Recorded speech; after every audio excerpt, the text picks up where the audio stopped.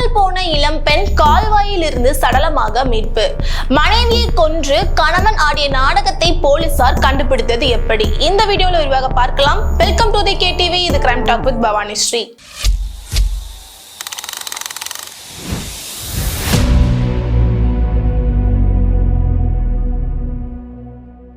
Road சைடுல இருக்கக்கூடிய கால்வாயில ஒரு பெண்ணோட சடலம் இருக்கு அப்படின்ற இன்ஃபர்மேஷன் போலீஸ்க்கு போகுது. இப்ப போலீஸார் அந்த இடத்துக்கு போய் பார்த்தப்போ அந்த பெண்ணோட உடல் முழுக்க துணியினால சுத்தப்பட்டு இருந்திருக்கு. அதே மாதிரி யாரோ அந்த பெண்ணை கொடூரமா தாக்கி கொலை பண்ணி இந்த கால்வாயில வீசிட்டு போயிருக்காங்க அப்படின்றதும் போலீஸ்க்கு தெரிஞ்சிருக்கு.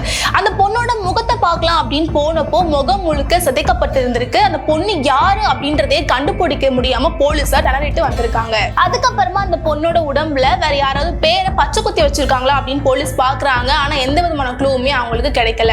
இப்போ அந்த உடலை வந்துட்டு பிரேத பரிசோதனைக்காக அமுச்சு வச்சிருக்காங்க. அங்க டாக்டர்ஸ் பிரேத பரிசோதனை பண்ணதுல அந்த பொண்ணோட காதுல இருக்கக்கூடிய ஒரு கம்மல் கிடைச்சிருக்கு.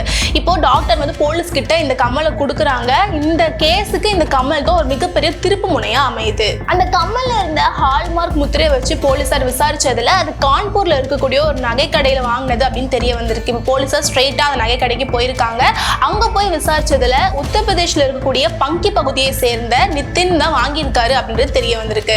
இப்போ அந்த நகை பில்ல இருந்த நித்தினோட அட்ரஸ்க்கு போலீசார் போயிருக்காங்க. அங்க வீடு பூட்டப்பட்டிருந்திருக்கு. அந்த பில்ல இருக்கக்கூடிய செல்போன் நம்பருக்கு கால் பண்ணி பார்த்தப்போ நித்தின் கால் எடுத்திருக்காரு. நீங்க எங்க இருக்கீங்க அப்படின்னு கேட்டதுக்கு நான் வெளியூர்ல இருக்கேன், நான் ரிட்டர்ன் வர்றதுக்கு 1 மாசம் கிட்ட ஆகும் அப்படின்னு நித்தின் சொல்லியிருக்காரு.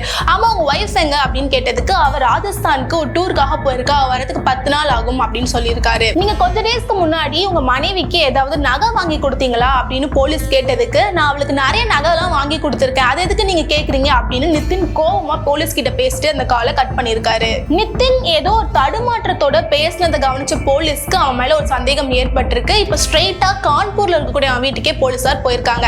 அங்க போய் பார்த்தப்போ நித்தின் வந்து எந்த வெளியூருக்குமே போகல, அவன் வீட்டுல தான் இருந்திருக்கான். அதுக்கப்புறமா போலீஸ் அவனை கூட்டிட்டு போயிட்டு விசாரிச்சு போதான் நிறைய அதிர்ச்சிட்டும் தகவல்கள் வெளிவந்திருக்கு. விசாரணையில உத்தரப்பிரதேஷ்ல உள்ள பங்கி பகுதியை சேர்ந்தவங்க தான் நித்தினும் சவிதாவும். இவங்க கடந்த 5 வருடங்களுக்கு முன்னாடி காதல் திருமணம் பண்ணியிருக்காங்க. இவங்களுக்கு 2 குழந்தைகளும் இருக்காங்க.